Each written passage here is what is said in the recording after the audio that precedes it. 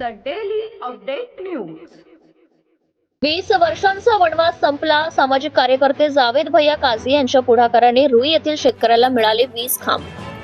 प्रबळ इच्छाशक्ती आणि पाठपुराव्याच्या जोरावर अशक्य वाटणाऱ्या गोष्टीही कशाच शक्य होतात याचा प्रत्यय रुई येथे पाहायला मिळाला. रुई येथील सामाजिक कार्यकर्ते जावेद भैया काझी यांच्या यशस्वी मध्यस्थीमुळे शेतकरी सदाशिवजी ठाकरे यांच्या शेतातील तब्बल 20 वर्षांपासून प्रलंबित असलेला विद्युत खांबाचा प्रश्न निकाली लागलाय. 2006 पासून रखडलेली ही मागणी अवघ्या काही दिवसात पूर्ण झाल्याने परिसरात आनंदाचं वातावरण आहे. 20 वर्षांची प्रतीक्षा आणि जावेद भैया यांचा पुढाकार मिळालेल्या माहितीनुसार मौजेवाई शेतशिवारातील गट नंबर 115 चे मालक सदाशिवजी ठाकरे हे 2006 पासून आपल्या शेतात विद्युत खांब आणि जोडणी मिळावी यासाठी सतत प्रयत्न करीत होते. मात्र 2 दशके उलटूनही त्यांच्या या मागणीची दखल घेतली नव्हती. डिसेंबर 2025 मध्ये ठाकरे काका यांनी आपली ही व्यथा सामाजिक कार्यकर्ते जावेद भैया काझी यांच्याकडे मांडली. या विषयाचं गांभीर्य लक्षात घेऊन जावेद भैया यांनी तातडीने कार्यकारी अभियंता MSEB आर्णी यांच्याशी संपर्क साधला.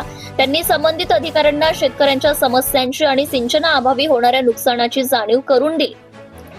तर जावेद भैया काझी यांच्या पाठपुराव्याला यश आले आणि महावितरणचे कार्यकारी अभियंता माननीय श्री फुलझले साहेब व वानखडे साहेब यांनी या प्रकरणाची तातडीने दखल घेतली.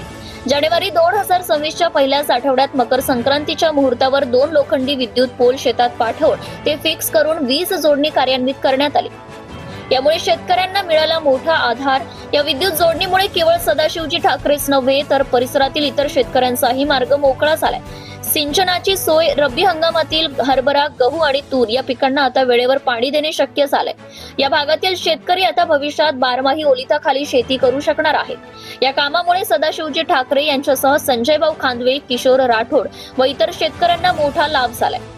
20 वर्षांपासूनचा अंधार दूर करून शेतकऱ्यांच्या आयुष्यात प्रकाशाची वाट निर्माण केल्याबद्दल सदाशिवजी ठाकरे आणि परिसरातील शेतकऱ्यांनी जावेद भैया काझी व महावितरणाच्या शेतकऱ्यांचा मनापासून आभार मानले.